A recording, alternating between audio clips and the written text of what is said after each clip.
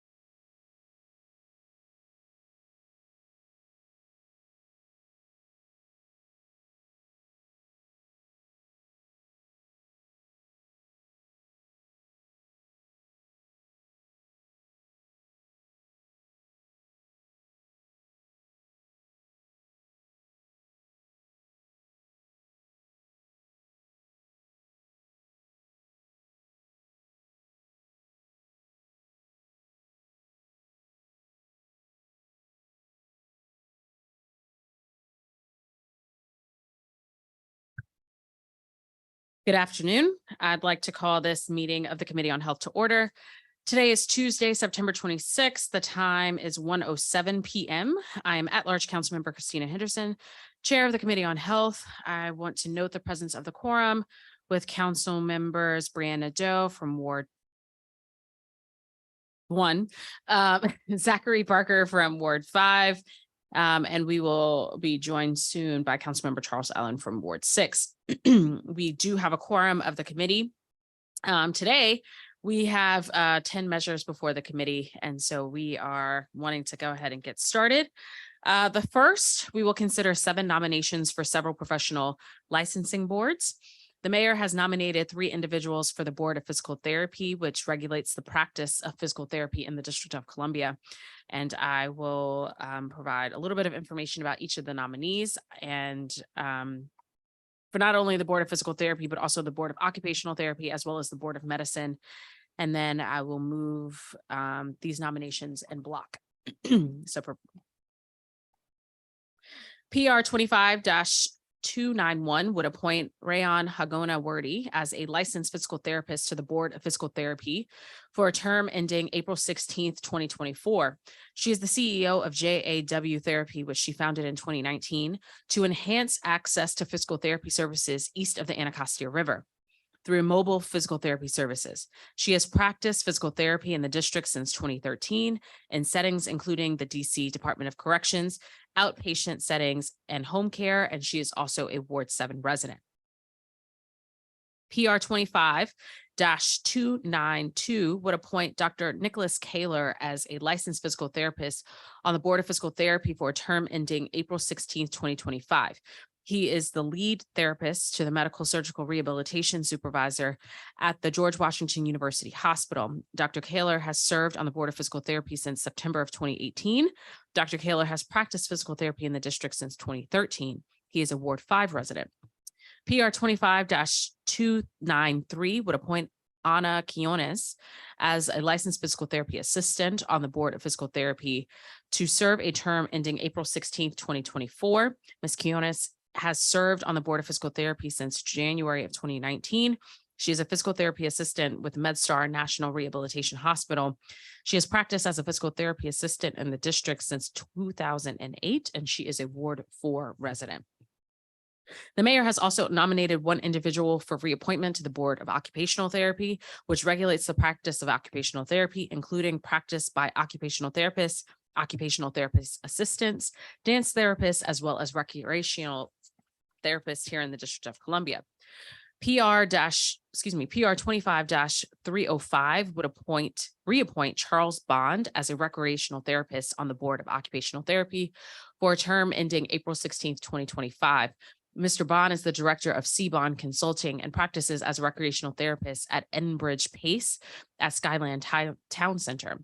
Mr. Bond has served on the board since 2010 and has worked as a recreational therapist in the district for over 30 years. Mr. Bond is a Ward 1 resident. Lastly, the mayor has nominated 3 individuals for the Board of Medicine, which regulates the practice of medicine here in the District of Columbia. PR 25-315 would appoint Dr. Carolyn Gorman as a licensed physician on the Board of Medicine for a term ending August 5th, 2025. Dr. Gorman is currently an attending physician in the Department of Obstetrics and Gynecology with the Mid-Atlantic Permanente Medical Group. In this role, Dr. Gorman has worked in a labor and delivery, welcoming thousands of healthy babies, and has supervised approximately 80 resident physicians in OBGYN care. Dr. Gorman is a Ward 6 resident. PR 25-314 would appoint Danish Jones as a consumer member of the Board of Medicine for a term ending August 5th, 2025. Ms. Jones is an administrative assistant at Stand Together Foundation, a nonprofit philanthropic organization, bringing her lived experience of chronic illness, which she bravely shared at the hearing. Ms. Jones will work to center patient care in the field of medicine in the district. She is a Ward 7 resident. And PR 25-316 would appoint Dr. Pajima Pavaluri as a licensed physician on the Board of Medicine for a term ending August 3rd, 2026. Dr. Papalari is a pediatric hospitalist, associate chief of operations for the hospital medical division at Children's National Hospital. She also serves as an associate professor at the Georgetown University School of Medicine. She is a Ward 3 resident. At this time, I'd like to open the floor for discussion of the 7 confirmation resolutions under consideration. Councilmember Allen?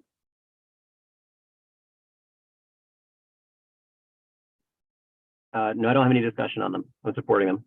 Oh, apologies. I can't see all of you. Okay, if no one has anything here, I will move these nominations in block unless any of my colleagues have any objections. Hearing no objections, I move the committee prints and accompanying committee reports.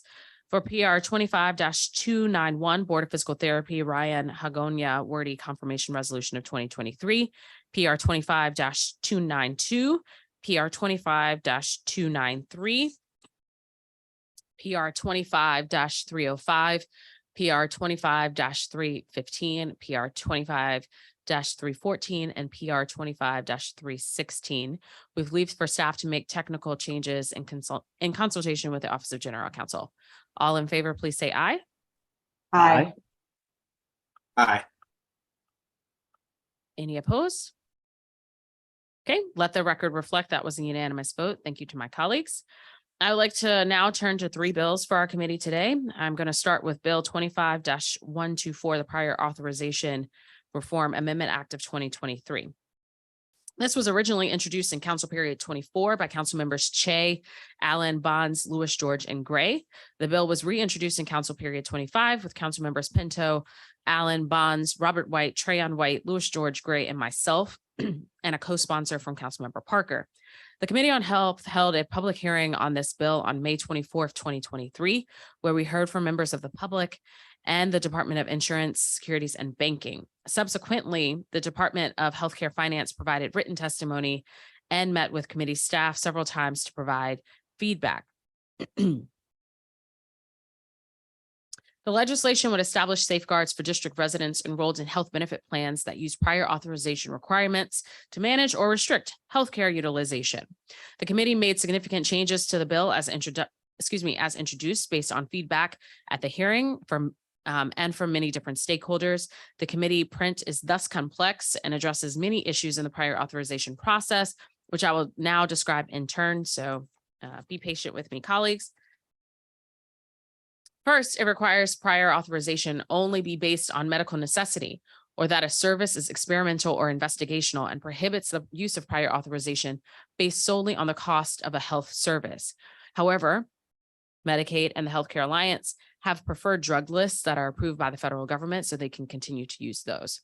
The bill also prohibits the use of prior authorization for medication-assisted treatment in substance use disorders or pre-hospitalization transportation associated with emergency healthcare services. Lastly, when reviewing emergency healthcare services, the insurer may not consider whether the provider participated in the insurer's health network or not. Second, the committee print limits the time insurers and the contractors may review a prior authorization request. For urgent healthcare services, they have 24 hours to notify enrollees and their providers of a decision. For standard healthcare services, they have 3 business days if the request is submitted through an electronic portal, and 5 business days if it is submitted by phone, mail, or fax. For long-term services or supports under Medicaid and healthcare finance, under Medicaid, Department of Healthcare Finance has 30 days to complete the service authorization, provided the enrollee has already been deemed eligible for these services under Medicaid. Before an insurer issues an adverse decision denying prior authorization, they must contact the enrollee's provider and give them an opportunity to provide additional information. If the insurer reviews the PA application and determines the enrollee has not submitted all of the required information, they must promptly notify them that information is missing. If an insurer does not abide by these timelines, the prior authorization for the service will be deemed approved. And if the review entity denies the prior authorization, the enrollee has at least 15 days to submit an appeal of that denial. Third, the committee print creates standards for prior authorization reviewer qualifications. reviewers of prior authorization requests and appeals must be licensed in the District of Columbia, Maryland, or the Commonwealth of Virginia. They must be of the same or similar specialty. And if reviewing a pediatric request, they must be of a pediatric specialty. They must be under the supervision of a medical director licensed in the District of Columbia, and they must not receive any financial incentive based on the number of adverse determinations that are made. Fourth, the committee print includes patient protections to ensure continuity of care. A review entity may not revoke, limit, condition, or restrict approval if care is provided within 45 business days of their approval. Prior authorization approvals are valid for at least 1 year from the date of approval. If an enrollee changes health insurance providers, the prior authorization will be good for the first 60 days of the new coverage. If an enrollee changes plans under the same health insurer, the prior authorization is honored for the original time period. And if an insurance provider changes prior authorization requirements for a service for which the enrollee has already received prior authorization, the change does not apply to that enrollee's approved prior authorization. Finally, the committee print increases transparency by first requiring utilization review entities to post prior authorization requirements on their website in plain language. Beginning January 1 of 2025, the review entity must also post statistics on its prior authorization process on its website, including frequency of denials, types of services, appeals, etc. And finally, the review entity must also include on its patient portal all of the information related to the enrollee's last 5 years of prior authorizations. I want to clarify that this is for private commercial insurance. These reforms will go into effect immediately after congressional review. For Medicaid and the Alliance, the Department of Healthcare Finance reports that there will be a cost for these reforms to the district. Therefore, the provisions related to the Medicaid and the Alliance are subject to appropriation and will not take effect until appropriate funds to implement this bill is included in the budget. Additionally, I must note that the Office of the Chief Financial Officer made a note on the fiscal impact statement that they will be issuing an updated FIS prior to the second reading of this legislation to incorporate costs that have not yet been reported by the Department of Behavioral Health. Yes, we have been working on this bill for months, but we're still working. This bill will still allow insurers to monitor utilization to be certain care is delivered in a medically appropriate manner, but it will bring transparency to the process and will ensure that reviews are done in a timely fashion so patients have access to the care they need. This is a big deal. But at this time, I'd like to open up the floor for any discussion or comments from my colleagues.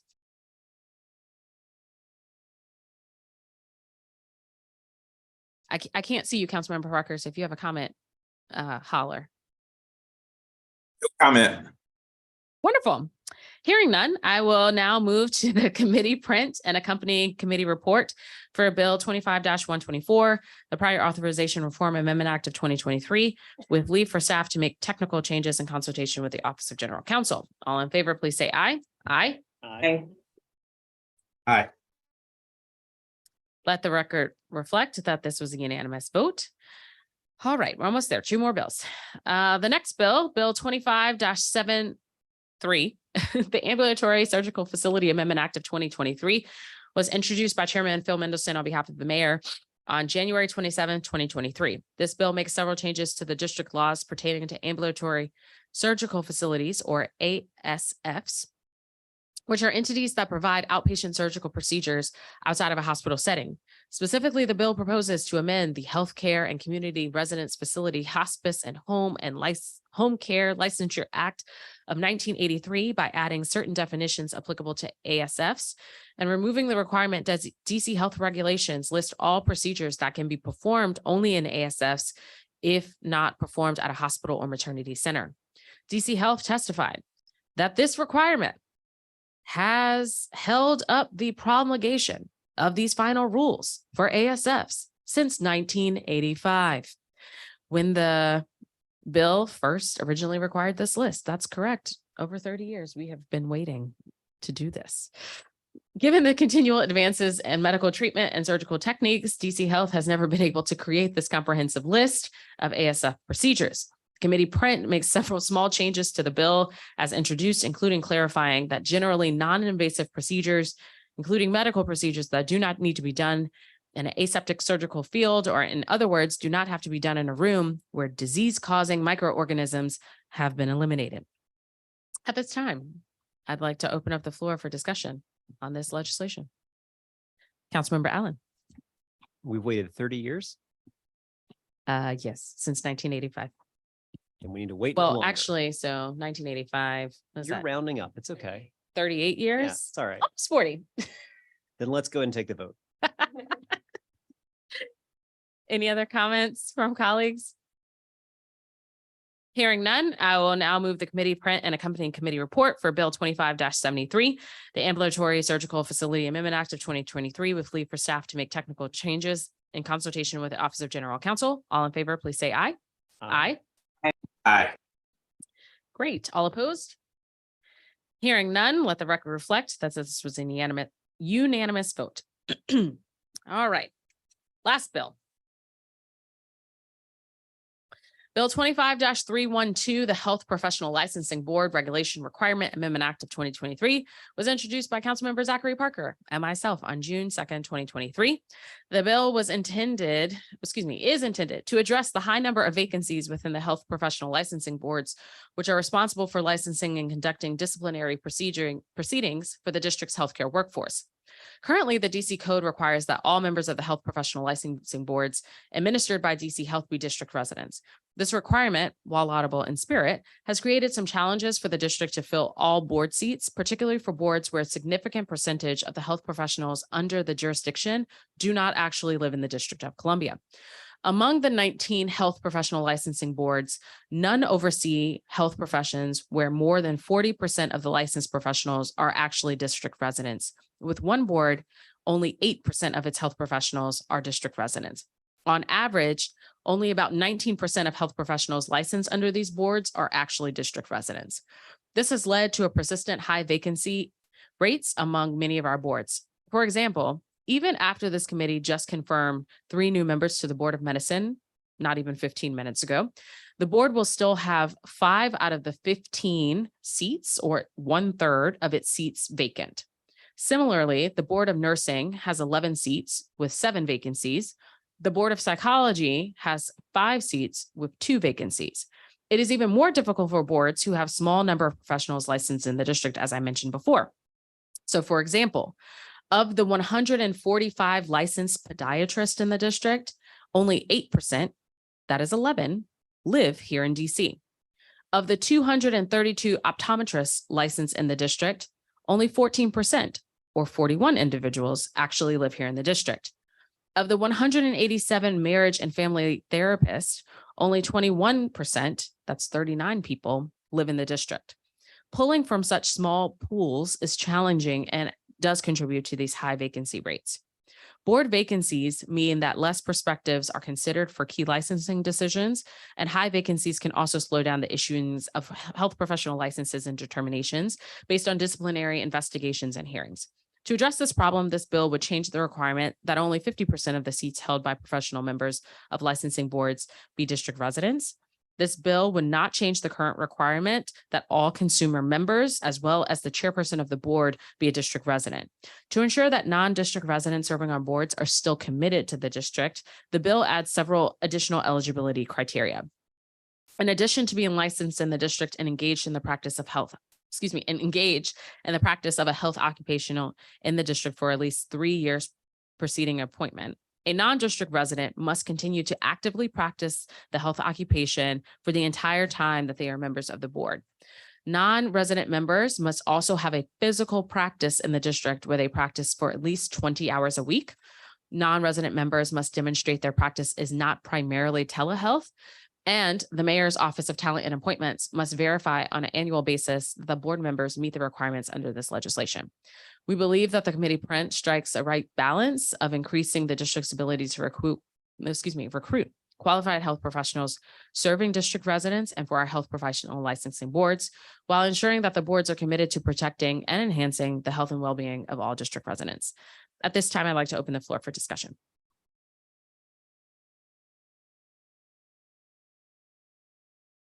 Councilmember Parker. Thank you, Chairperson Henderson. One, I want to acknowledge that I did in fact co-introduce this legislation, and since have had an opportunity to hear from at least one Ward 5 resident and several others that have shared concerns around packing boards here in the district with non-district residents. And as you all know, we took up a vote where we're discussing appointing non-district residents to our board that will handle and oversee opioid issues and matters for the district. And so I do plan to vote present, acknowledging that I did in fact co-introduce this, but have since had a change of heart now that I know more and I've heard more from constituents, but also just wanted to acknowledge and applaud the balance that you and the committee tried to strike with the added regulations on non-district residents, especially the one around at least 20 hours of their time being spent in a practice here in the district. I do think that should this pass, will mean that people that have a meaningful dedication to the district will be appointed. And so I do want to just acknowledge that. And so thank you. And I am hopeful that that doesn't throw a wrench in things, but I see there are at least 2 other committee members here. So there's still a pathway. Thanks. Thank you, Councilmember Parker. I want to clarify, because you use strong language like packing, that this bill does not require the Mayor's Office of Talent and Appointments to name any non-residents, nor does it require DC Health to put any non-residents up. It just provides flexibility, especially for some of the boards where we know they have been having a particularly difficult time finding a district resident who wants to do this. I also want to make it known for the public, these are volunteer positions that are not paid. True volunteer, but they also require several hours of time a month between meetings and committee work, et cetera. And so I'll do my PSA for those folks later. Councilmember Allen. Thanks, Chair Henderson. I just want to jump in just briefly on this because I think it does bring up it's a natural tension. It's an issue that we've talked about in the past about how do we find the right path forward to get as many DC residents as possible serving on boards and commissions. But to kind of just help put it into context as well, that how challenging this really is, right? 80+ % of our firefighters, paramedics, police officers don't live in the district. We think about our teachers. It's about 50% don't live in the district, but those are essential jobs. And that if we were to limit that in that context to only DC residents, we wouldn't have these very important essential jobs to be filled. So now when it comes to boards and commissions that are almost exclusively, or at least for the most part, volunteer positions, I want them to all be DC residents, but I recognize there will be times when there's someone who has the expertise and the experience that can help lead and inform. And just to make sure it's clear for the public, I want to make sure you could walk through kind of what those safeguards are, though, that for someone who's not a DC resident, but they are going to be on this this commissioner board. I think I was reading they've got to have 20 hours per week of practice physically located in the district. Correct. Like how do we ensure, and I think you would annual checkups essentially to make sure, how do we help make sure that for those that may not be a district resident and be so blessed to be a district resident, how are we also making sure that there is a meaningful and significant district relationship? Yep. So that is why we added some additional criteria. One being around the having to work in the district for at least 20 hours of physical practice. We wanted to make sure in the age of telehealth that we're not necessarily getting someone who is just their primary practice is telehealth, and therefore they don't physically see patients, nor do they physically come into the District of Columbia. And so that's one. And then the other, having the mayor's office do the annual verification, but for each of the boards, they have an executive director who is a staff member at DC Health, who keeps great, excellent records in terms of who's on the board, whose nominations are coming due or over or not. And so DC Health will be responsible for keeping track to ensure that if a non-resident somehow retires, changes practice, those kinds of things, that we'll know to flag that they are no longer eligible to serve. Thanks. I appreciate that. It's, and again, I fully appreciate where my colleague is coming from with the concern and the priority of wanting to see a DC resident take each position. But I also think as chair of the committee, you've done a really good job in laying this out so that in the event it's not a DC resident, there is a significant and meaningful relationship to the district and to our residents. So with that, I'm comfortable supporting this today, and I hope my colleagues will as well. Thank you, Councilmember Allen. I also want to note too that the consumer members must be district residents. So that, well, we're not eligible, but if we weren't council members, we would be. And then the chair of the board must also be a district resident as well. Councilmember Nadeau, I can't see you. So if you're raising your hand. Oh, Nope. Okay, Councilmember Parker, did you need, your hand is still raised. So I didn't know if you want to. Question, are we clear on the mayor's outreach as a way to explain why some of these positions may not be filled? So this summer I sat down with the head of the mayor's office of talent and appointments because I was concerned about the number of vacancies that we have for some of our boards. In fact, I think one of our boards only had one member who, when we checked the minutes, was making a motion, seconding her own motion, and then voting. Yes. And so we're just trying to understand what was happening here. And so here's my understanding of the process. A person can come to a board in two ways. The first being anyone. So this is an excellent segue to my PSA.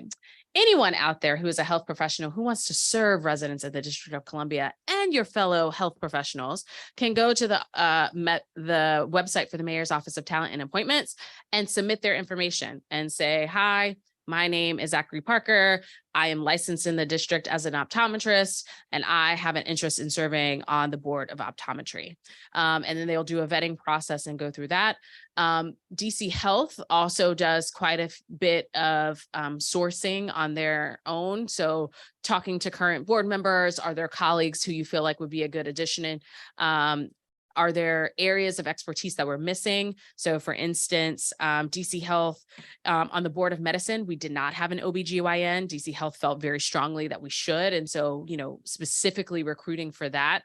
But it is also just difficult in some areas where, let's see, with podiatry, for instance, there are only 11 people in the district who could ever do this under the current under the current requirements.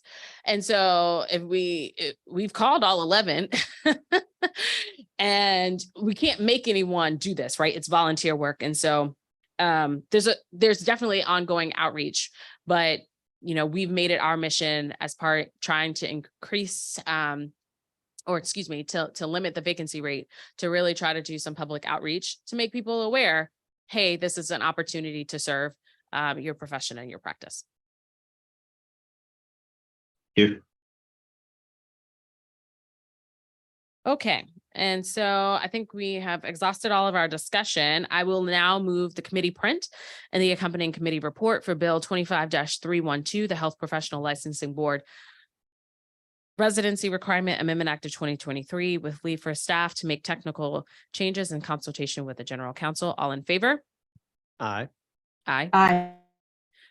Aye. Please, go ahead, Councilmember Parker. I was going to say, Chairwoman, please record me as present. Great. So let the record